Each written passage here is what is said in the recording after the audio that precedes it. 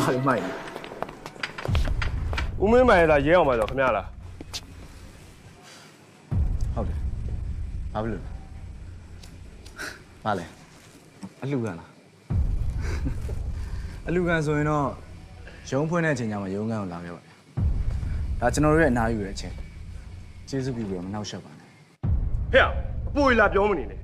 မိန်းကလေးတယောက်စော့ကောင်းဝင်မင်းတို့လာဖမ်းတာ ဟဲ့ဘာပြောလဲဟင်းကြထိုင်လေဟဲ့ထိုင်နေဟဲ့ အာ sorry ထိုင်မလဲခင်